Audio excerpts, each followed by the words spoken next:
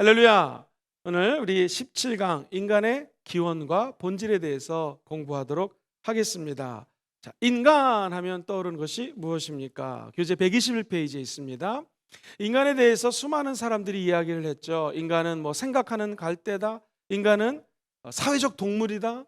또 인간은 한길 물속은 10길 물속은 알아도 한길 사람 속은 모르다. 인간은 믿으면 안 된다. 인간에 대한 정의가 수없이 많습니다.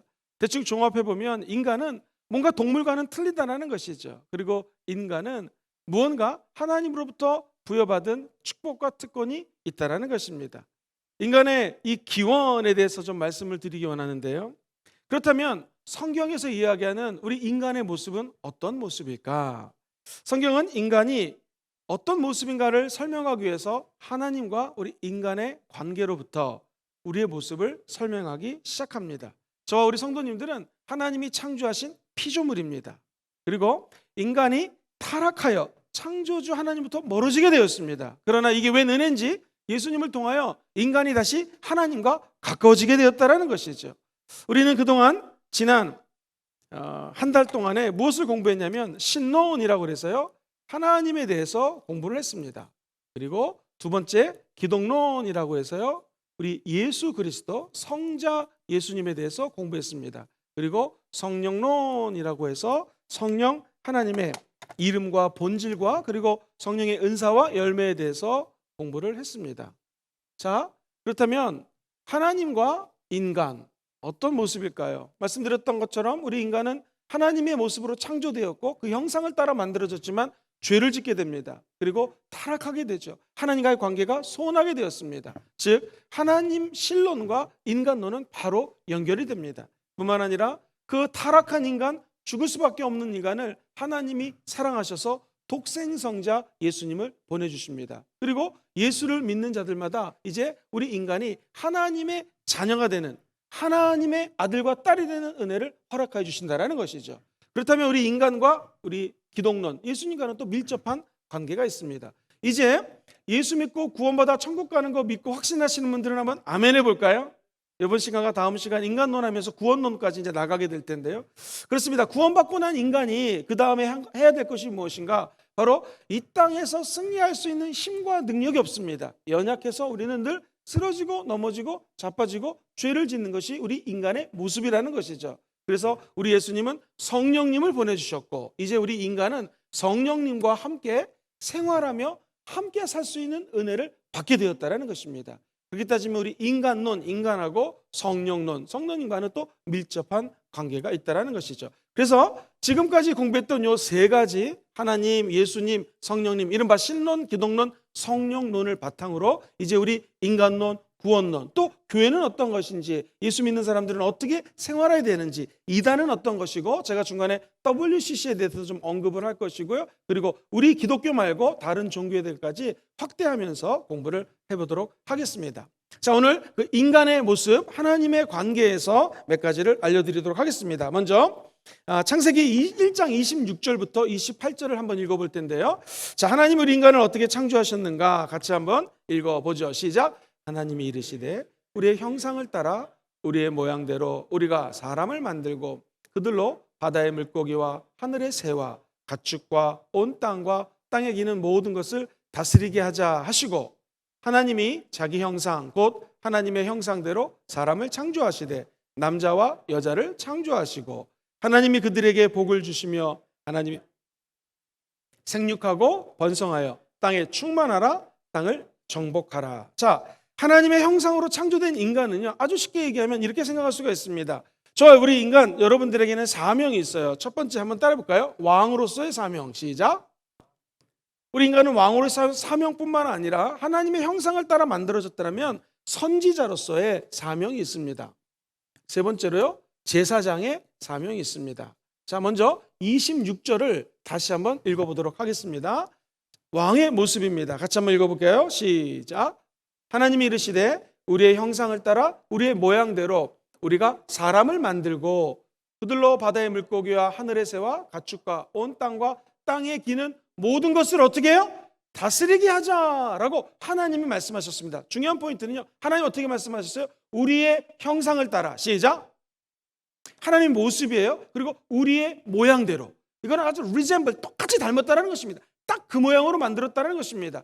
우리가, 여기서 우리는 누구예요? 성부, 성자, 성령 하나님이 하나님의 형상을 따라 하나님의 모습대로 우리 사람을 만들었다. 그리고 물고기, 새, 가축, 땅에 기는 모든 것들을 어떻게 해요? 다스리라 말씀하셨습니다. 여러분, 이게 되게 중요한 게요. 고대 근동으로 같이 한번 여행을 떠나보겠습니다. 적어도 2000년 이전에 모든 고대 근동에서는요, 하나님의 형상 하면은 왕의 모습을 나타낼 때 쓰는 말이었습니다. 그러니까 아무나 하나님과 같다, 신과 같다 이런 말을 쓸래야 쓸 수가 없었거든요. 하나님의 형상, 인간을 왕의 모습으로 만들었다는 것이죠. 다시 말하면 감히 우리가 왕이라는 것은 이렇게 생각할 수 있을 것 같아요. 온 땅과 우주의 통치자는 하나님이십니다. 믿으십니까? 근데 우리는 부왕이라고 표현할 수 있을 것 같아요. 적어도 하나님의 놀라운 영적인 권세로 우리도 하나님 형상대로 창조받았기 때문에 영적인 권세가 있어요. 왕의 모습으로 창조가 되었다는 거예요. 쉽게 얘기하면 진짜 왕은 아니지만 겸손하게 부왕 정도로 표현할 수 있을 것 같습니다. 이것을 오해해가지고 나는 왕이니까 김 집사님 이것 좀 해, 박 집사님 저리 가, 이거 아닙니다. 우리가 왕의 모습을 회복해야 된다는 것은 아까 얘기했던 것처럼 하늘의 새와 땅에 기는 모든 동물들과 가축들과 이 하나님 창조하신 모든 피조물들을 다스리고 통치할 수 있는 권세가 하나님의 자녀들에게 부여받게 됐다는 것이죠. 그러므로 저와 여러분들이 이 세상을 살아갈 때는요, 고개를 쫙 들고 허리를 쫙 펴고 살아가시기를 주의 이름으로 축원합니다. 우리의 모습이 왕의 모습으로 창조됐다는 것입니다. 다스리는 은혜가 우리 가운데 있다는 것입니다. 뿐만 아니라 하나님이 저와 여러분들을 선지자로 불렀다는 것입니다. 선지자는 하나님의 말씀을 선포하고 하나님의 복음을 증거하는 자입니다. 우리 27절 아까 읽었던 말씀을 같이 한번 찾아보도록 하겠습니다. 시작. 하나님이 자기 형상 곧 하나님의 형상대로 사람을 창조하시되 남자와 여자를 창조하셨다. 하나님의 형상대로 창조하셨어요. 27절에. 그러면서 남자와 여자를 창조했다. 아담과 하와는 서로 불완전했습니다. 만약 아담이 하와에게 저 선악과는 정말로 따먹으면 안 돼 라고 엄격히 얘기했더라면, 즉 복음을 선포하고 정확한 메시지를 전해줬더라면 아마 인간이 타락을 안 했을 수도 있습니다. 에덴 동산에서 아담과 하와는 시험을 당한 거죠. 특별히 이 하와가 먼저 범죄를 하고 남편에게도 사과나무를 따서 주게 됩니다. 아담도 그것을 먹고 그 사과가 목에 걸리자 영어로 이 남자들 목구멍에 튀어나오는 것을 아담스 애플이라고 합니다. 아담의 사과라고 그래요. 왜? 사과를 먹다가 먹으면 안 되는 데서 여기에 딱 걸렸다라는 것입니다. 우리 인간의 죄가 이렇게 들어오게 되죠. 여기서 알 수 있는 것은 여자들은 남자의 놀이기로 만들지 않았습니다. 옆구리의 뼈를, 갈비뼈를 취해서 만들었습니다. 이것은 남자와 여자가 동일하다라는 것이죠. 그리고 남자도 여자도 혼자 설 수가 없습니다. 우리가 잘 아는 사람 인자가 원래 한 사람과 또 다른 사람이 함께 이렇게 만들어진 거라고 이야기를 합니다. 우리 인간은 혼자 살아갈 수가 없어요. 드디어 아내를 만남으로 내 뼈 중에 뼈요, 살 중에 살이다 너무 기뻐했습니다. 둘이 연합을 하고 부부관계를 맺게 됩니다. 그리고 자녀가 태어났습니다. 이제는 자녀관계가 생기게 됩니다. 뿐만 아닙니다. 그리고 형제들이 생기니까 자녀들은 형제관계가 형성하게 된다는 것이죠. 즉 하나님의 모습으로 창조된 인간이 인간관계로 발전되기 시작한다는 것입니다. 만약 그렇다면 가장 우리 인간관계에서 중요한 것은 무엇일까요? 그것은 하나님이 우리에게 창조하실 때에 인간의 형상을 하나님의 모습, 즉 선지자적인 모습으로 창조했다라는 것이죠. 그렇다면 우리도 아내, 남편, 자녀들, 부모님들에게 예수님의 복음을 증거해야 된다는 것입니다. 이것이 하나님의 형상을 따라 만들어진 저와 여러분들의 참된 모습이라는 것이죠. 세 번째로 하나님은 우리를 제사장이라고 하는 직분을 부여해 주셨습니다. 과연 그러한지 우리 28절을 한번 읽어보도록 하겠습니다. 28절 시작. 하나님이 그들에게 복을 주시며 하나님이 그들에게 이르시되 생육하고 번성하여 땅에 충만하라, 땅을 정복하라. 이 제사장은 무엇입니까? 인간과 하나님과의 관계 속에서 사람을 하나님께로, 또 하나님의 음성을 듣고 사람에게로 전달해주는 마치 다리와 같은 역할을 하는 것이 제사장입니다. 아담은요, 그렇게 따지자면 하나님이 첫 번째 만들었던 인간은 제사장이었습니다. 에덴 동산은 성소였습니다. 성소에서 하는 일은 무엇입니까? 제사장이 성소를 지키는 일입니다. 그리고 성소의 분향단이라든가 12개의 진설병을 놓는 일이라든가 7개의 촛불이 끄지 않을 수 있도록 계속 기름을 공급해 주는 일, 즉 지키고 다스리고 보호하는 일을 성소에서 하는 일, 이것이 바로 제사장이 하는 일이죠. 그렇다면 아담이 마땅히 해야 될 일은 하나님이 만들어주신 에덴 동산에서, 성경에 보면 너는 이를 경작하라 라는 말은 정확히 얘기하면 섬긴다 라는 어원하고 똑같습니다. 너는 이 에덴 동산을 섬겨라, 이 땅을 지켜라 하신 말씀은 제사장이 성막을 지키듯이 너는 에덴 동산을 지켜야 된다, 저 선악과를 지켜야 된다라는 하나님의 메시지가 담겨져 있습니다. 그런데 이 제사장의 역할을 아담이 잘 감당하지 못하고 인간이 타락을 하기 시작합니다. 그렇다면 우리가 하나님의 형상을 따라 예수님의 이름으로 만들어진 것을 믿으면 한번 아멘 해볼까요? 그렇다면 우리의 모습이 회복되어야 될 것이 무엇입니까? 다시 왕의 모습, 26절이요, 다스리라. 선지자 창세기 1장 27절에 부부관계, 자녀관계, 그리고 형제관계에 예수님의 복음을 증거하는 사람이 되어야 된다는 거고요. 이제 제사장으로서 저와 여러분들 한 사람 한 사람들이 성령이 거하는 성소입니다. 이 성소를 경작하다, 섬긴다, 그리고 하나님의 나라를 섬긴다, 교회를 섬기는 일을 해야 됩니다. 뿐만 아니라 교회를 지키는 일, 우리 몸된 예수 그리스도의 성소 한 사람 한 사람들을 잘 보호하는 일을 우리 예수 믿는 사람들이 해야 된다는 것입니다. 이것이 기독교가 얘기하는 인간론입니다. 우리 인간은 예수님께서 하나님이 하나님의 형상대로 창조했기 때문에, 한번 따라해볼까요? 인간의 존엄성, 마치 왕과 제사장과 선지자와 같은 존엄성, 다시 말해서 특별한 위치가 부여됐다는 것입니다.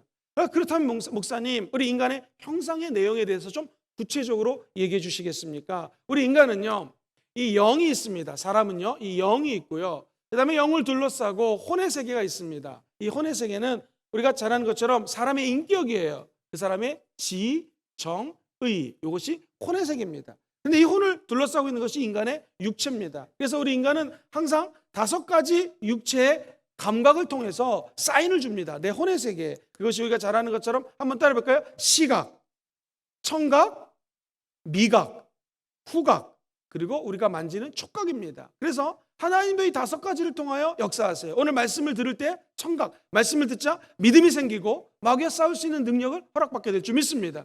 저 여러분들이 영안이 열려서 하나님을 보게 되기를 주의 이름으로 축원합니다. 세상 잡다한 것을 보는 것이 아니라 하나님의 영광을 볼 수 있는 것, 또 말씀을 읽다가 깨달을 수 있는 것, 이게 우리 하나님이 창조하신 인간의 모습이라는 것이죠. 이처럼 하나님의 말씀을 듣고 성령의 냄새를 맡고 정말 하나님의 창조하신 모든 피조물들을 맛있게 음식을 만들어서 먹는다, 뭐 이런 것들을 통하여, 오각을 통하여, 5가지 감각을 통하여 하나님을 알 수가 있습니다. 근데 재미있는 것은 마귀도 이 5가지를 통하여 인간을 침투하고 도전한다는 것이죠. 그래서 우리 영, 우리 안에 계신 성령님이 인간의 지정의를 통치하고 다스릴 수가 있고요, 이 지정의, 인간이 갖고 있는 인격, 혼의 세계가 육신을 다스릴 수 있습니다. 다시 말하면 육체는 혼에 의해서 지배를 받습니다. 내 생각, 내 의지, 내 감정에 따라서 육체가 달라지게 된다는 것이죠. 병원에 가면 아픈 사람도 끝까지 낫는다고 의지력을 갖고 말하고 가슴으로 감동을 받으면 진짜 병이 낫습니다. 혼의 지배를 받는 것이죠. 그렇다면 혼은 어떻게 지배를 받는가? 우리 안에 있는 성령, 영의 지배를 받는다라는 거예요. 이것이 하나님의 형상의 내용입니다. 보이지 않지만 하나님이 이런 영적인 존재로 창조했다는 것입니다. 여기서는 먼저 이 영적인 속성애들에 대해서 짧게 몇 가지를 살펴보겠습니다. 먼저 영적인 속성입니다. 영적인 속성은 이런 말씀이 있습니다. 인간은 하나님에 의해서 흙으로 지어진 육신과 하나님의 생기를 받은 영적인 존재이다. 그래서 창조주 하나님을 닮은 모습으로 창조됐다는 것입니다. 자, 질문 드리겠습니다. 유일하게 하나님과 대화할 수 있는 존재가 누굽니까? 우리 인간이라는 것이죠. 그리고 하나님 우리를 창조한 목적도 사랑하고 교제하고 대화하기 위해서 만들었다는 것입니다.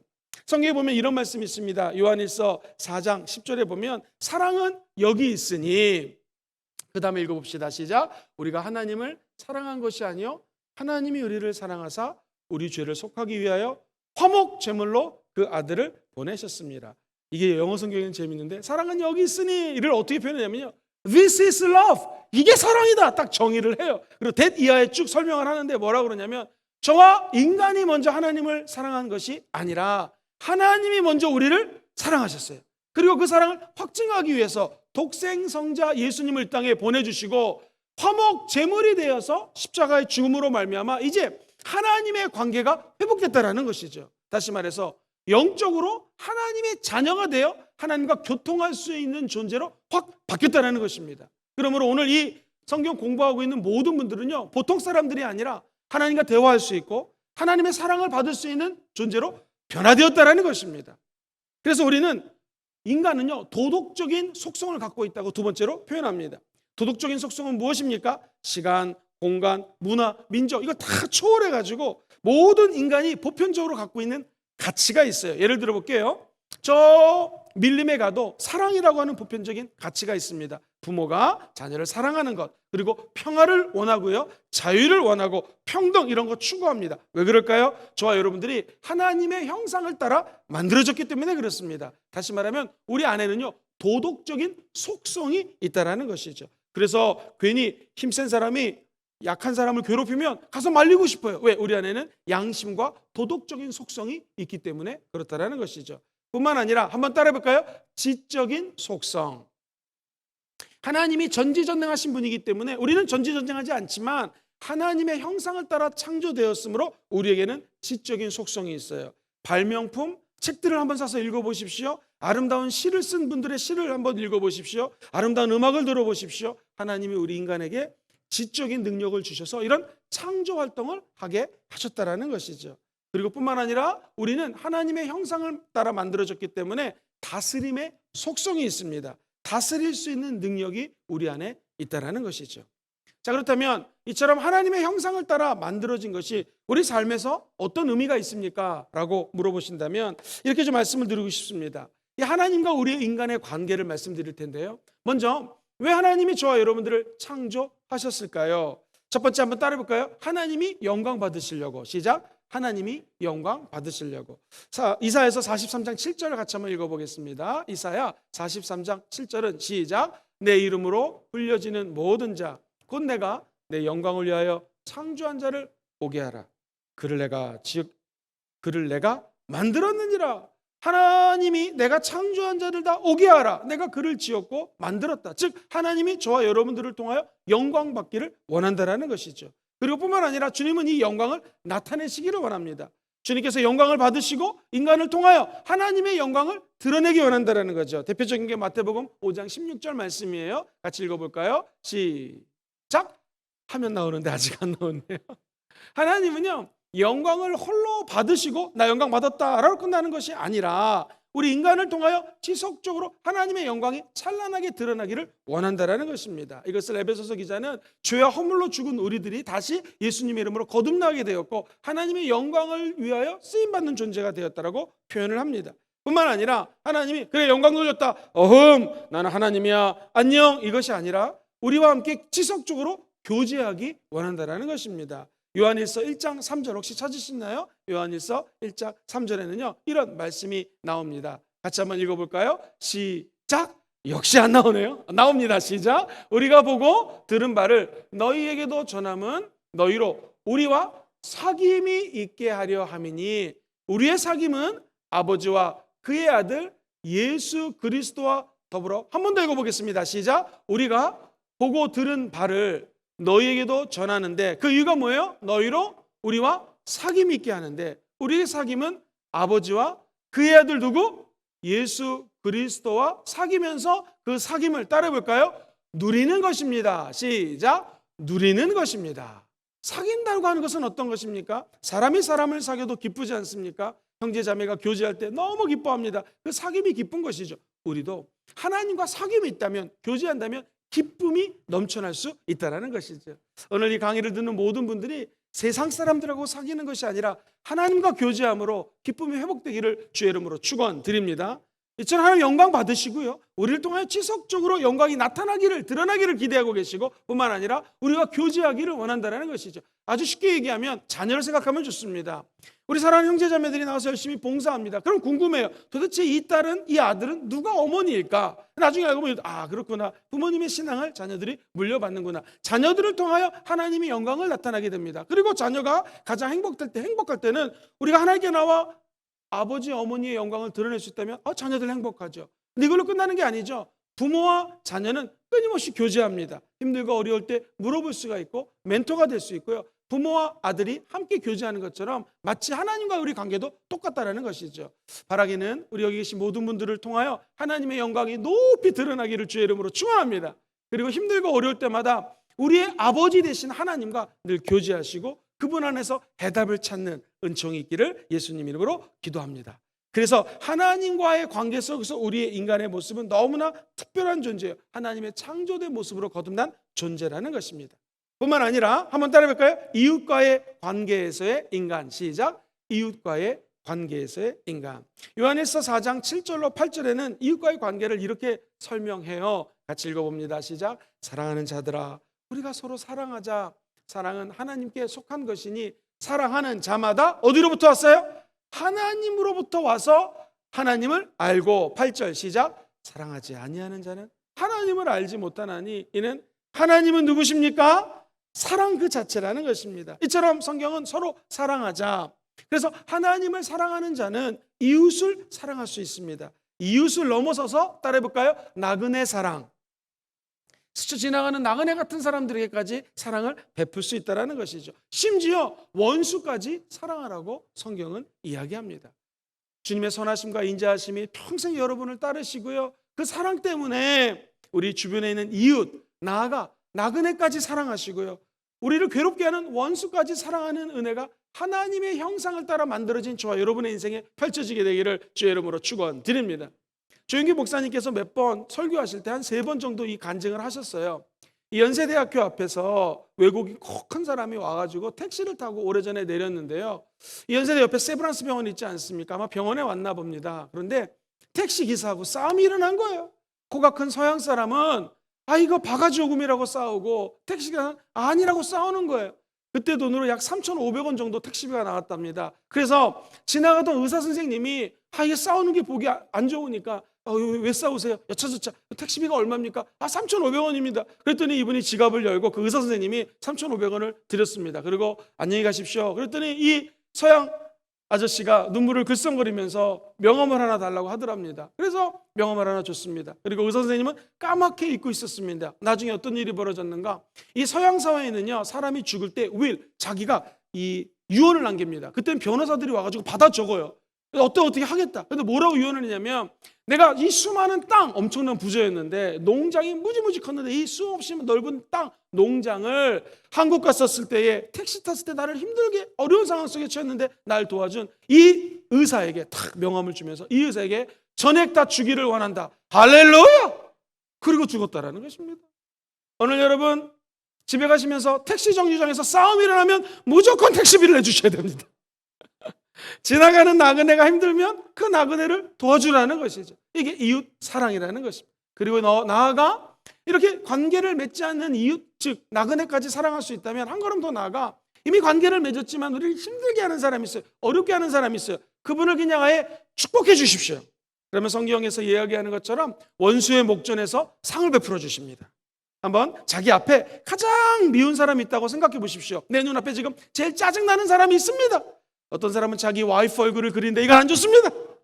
자, 그 사람이 있다고 생각하시고 그 사람을 축복하는 거예요. 직장에서 날 힘들게 하는 상사, 또는 나를 어렵게 만든 사람, 돈을 빌려줬는데 이 안 갚은 나쁜 인간, 이런 사람도 있다면 떠오르시고 한번 따라해보세요. 나는 당신을 축복하고 사랑합니다. 시작. 나는 당신을 사랑하고 축복합니다. 아예 축복해버리라는 것이죠. 그 이유는 2가지입니다. 첫째, 우리가 하나님의 형상을 따라 만들어졌기 때문에. 하나님 우리 인간에게 얼마나 많이 배반을 당했습니까? 우리도 예수 믿기 전에 잘 몰라서 하나님을 배반한 적이 얼마나 많습니까? 그러나 그런 우리까지 사랑해줬다면 우리도 하나님을 사랑하듯이 이웃과 나아가 원수까지 사랑할 수 있는 것이죠. 2번째는 예수 그리스도가 십자가의 길을 걸었습니다. 조롱하고 핍박하는 원수까지 사랑합니다. 주여 저들의 죄를 용서하소서, 저들이 무슨 일을 하는지를 모르고 저럽니다 라고 주님은 용서의 메시지를 하나님께 기도로 올려드렸습니다. 그렇다면 우리도 작은 예수처럼 우리를 힘들게 하는 사람, 어렵게 하는 사람, 우리를 사기친 사람까지도 사랑하려고 노력하는 긍정적인 에너지가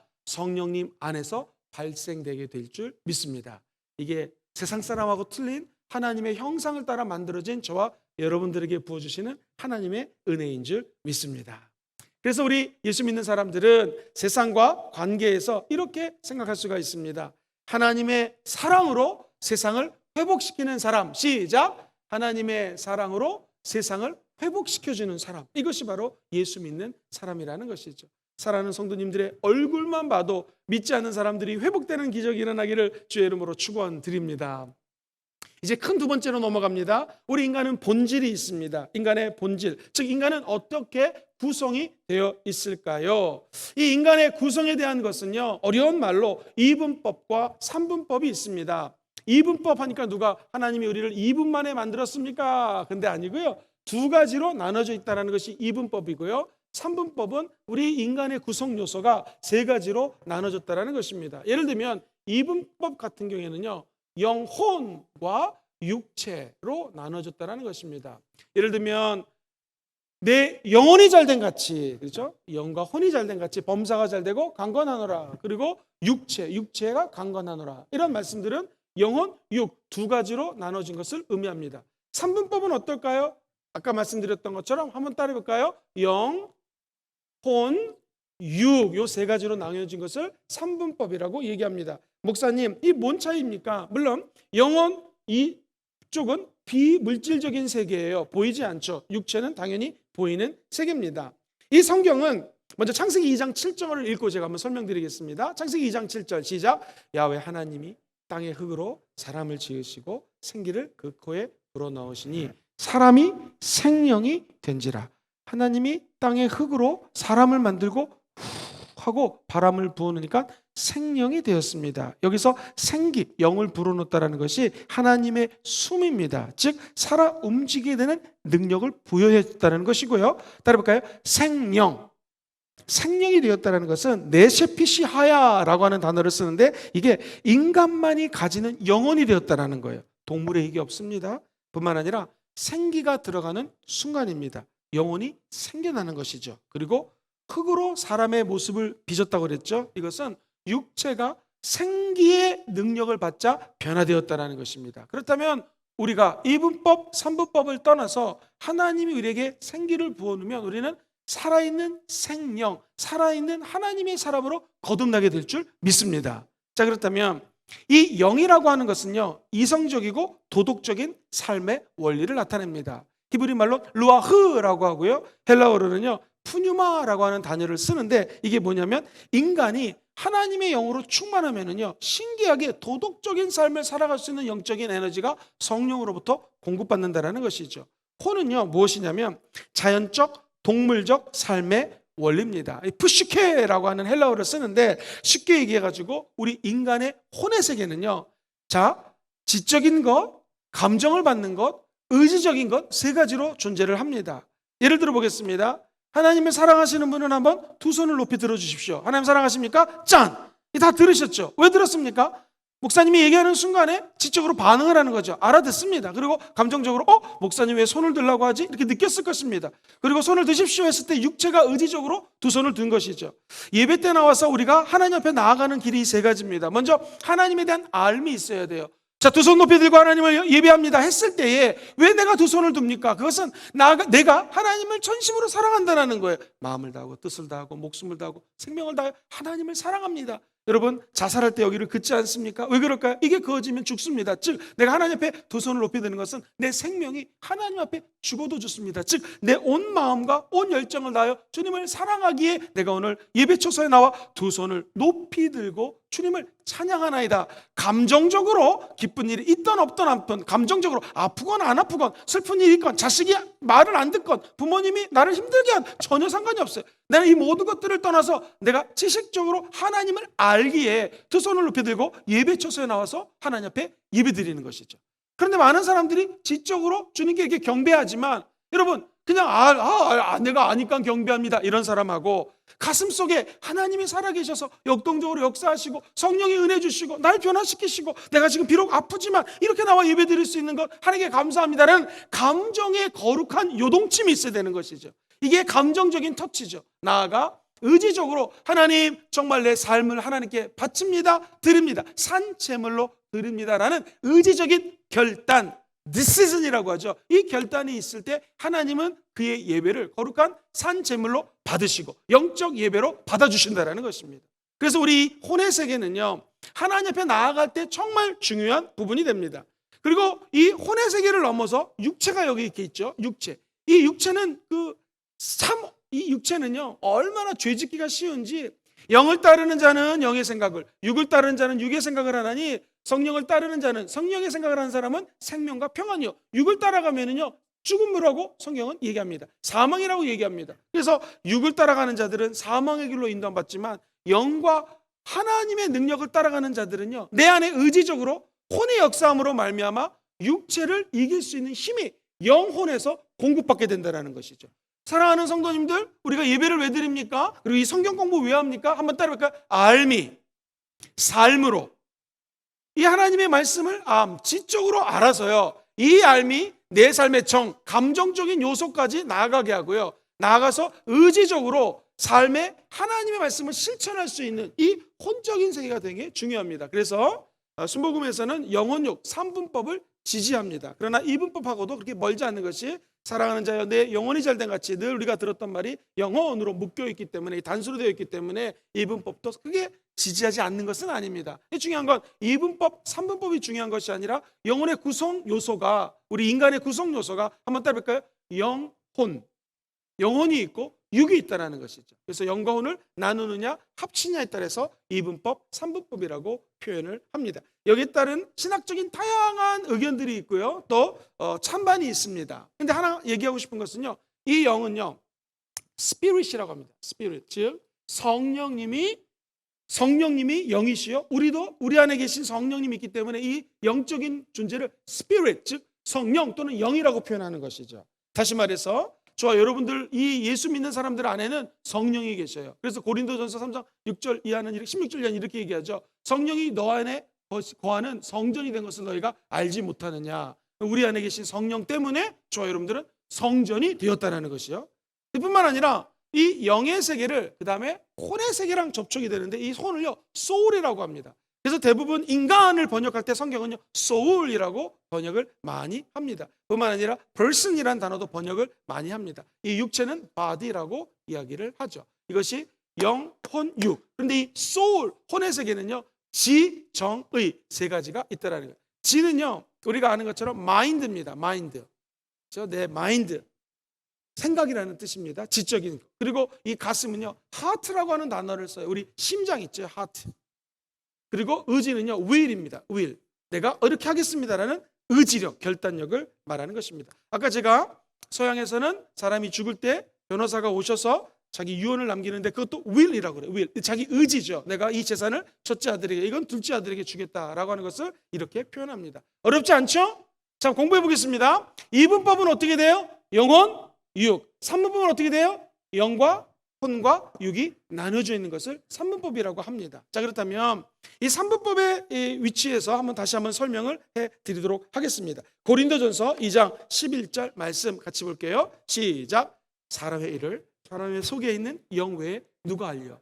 이와 같이 하나님의 일도 하나님의 영 외에는 아무도 알지 못해. 자, 보세요. 사람의 속에 있는 영 외에는 사람의 일을 누가 알려? 성령이 안다라는 것이죠. 이처럼 하나님의 일도 하나님의 영, 그분이 누구십니까? 성령이죠. 성령 외에는 아무도 알지 못하느니라. 즉 성령이 우리 안에 계시면 감히 저와 여러분이 하나님의 일을 알 수 있다 없다? 있다라는 거예요. 그래서 하나님이 가끔 가다가 감동을 줄 때가 있죠. 우리가 하나님의 음성을 들을 때가 있죠. 이게 하나님의 영이 내 안에서 하나님의 일을 알게 한다라는 것입니다.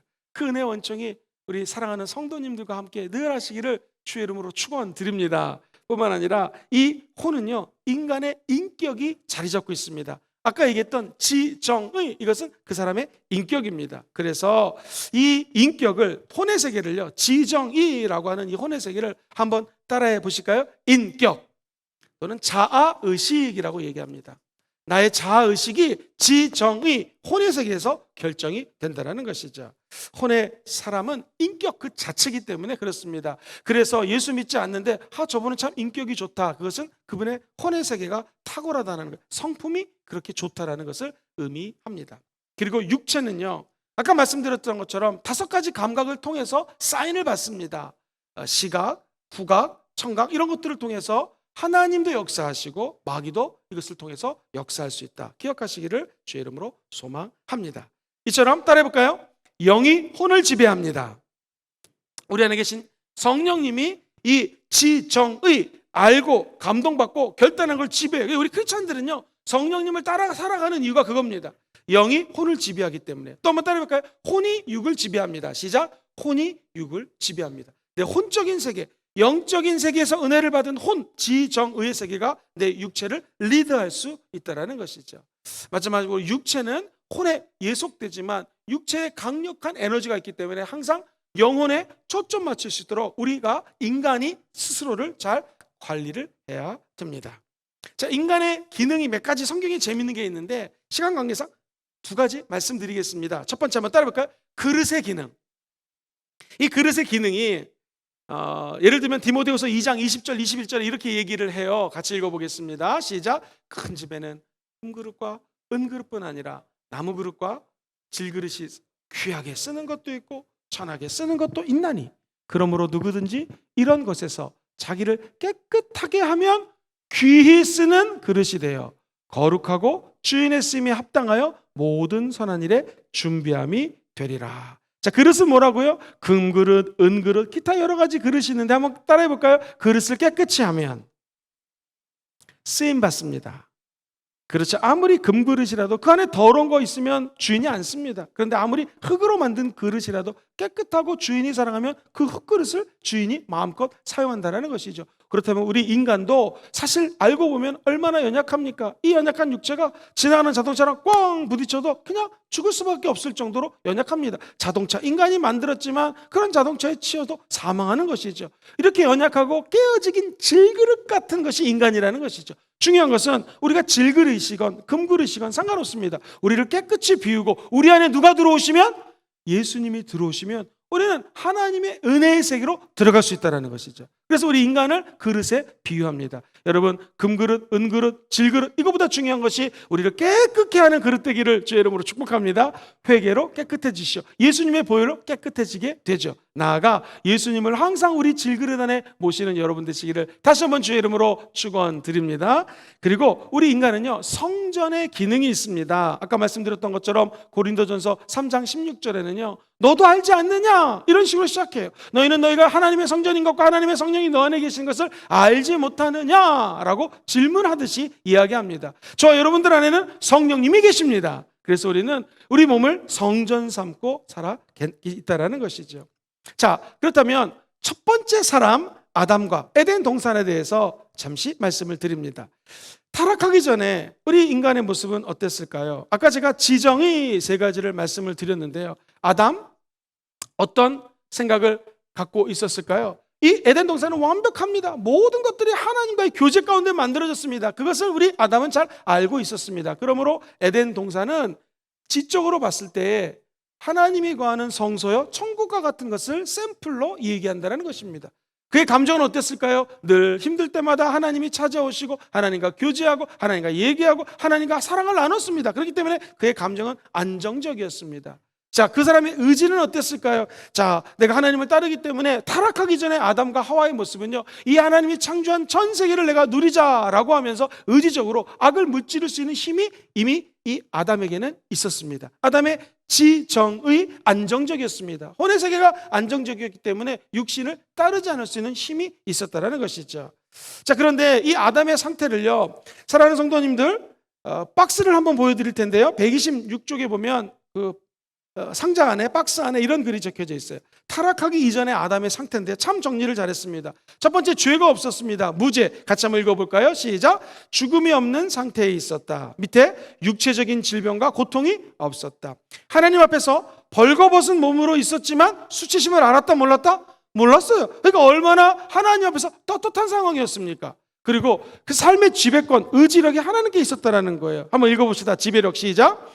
모든 만물을 지배하고 다스릴 수 있었다. 다른 피조물을 가꾸고 발전시키는 창조적인 능력이 아담에게 있었다 없었다? 있었다라는 거예요.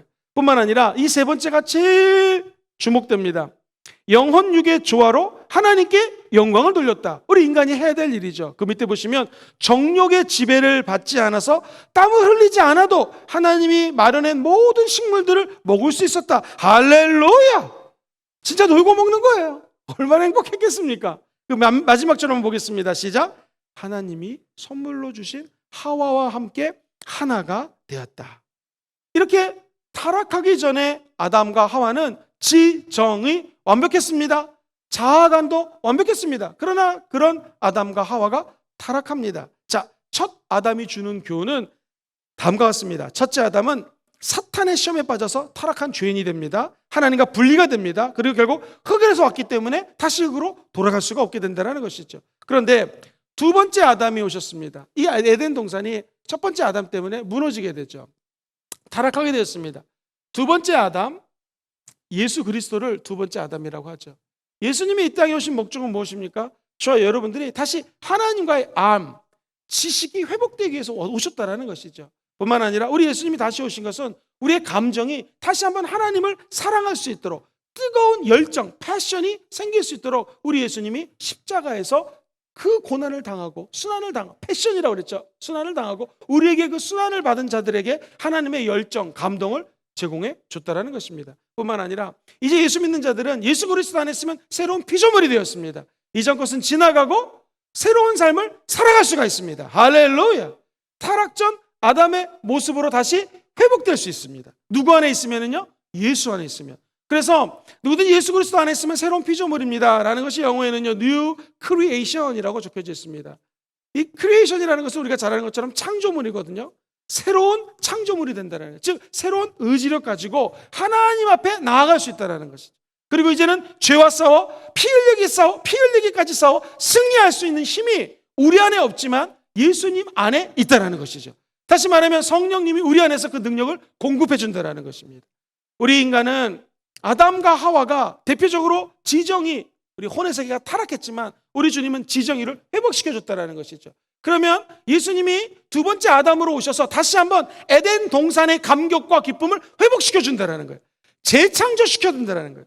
Recreation이라는 단어로 어떤 성경에는 번역이 되어 있습니다. Re는 다시거든요. 다시 하나님이 창조하셨던 에덴 동산으로 쫙 데려갈 수 있다는 거예요. 그래서 종국적으로 하나님의 아들 예수님이 이 땅에 오셔서 하는 일은 무엇인가? 여기 계신 모든 성도님들을 위하여 한번 따라해 볼까요?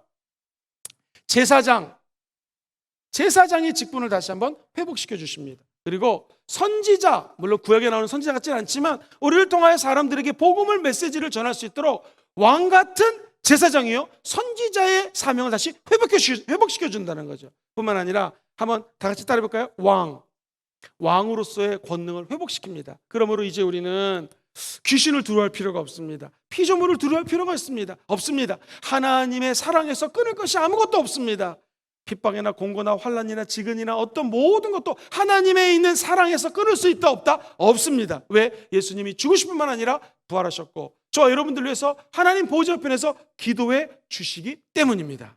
그 에덴 동산의 감격적인 회복이 오늘 강의를 듣는 여러분들에게 함께 하시기를 주의 이름으로 축원드립니다. 정리합니다. 우리 인간은요 원래 하나님의 형상을 따라 만들어졌습니다. 그 모습은 하나님 앞에 사명받은 자였어요. 왕, 선지자, 제사장. 그러나 아담과 하와가 타락함으로 이 세 가지 사명과 직분이 우르르 왕창창창 무너지게 되었습니다. 그런데 이게 웬 은혜입니까?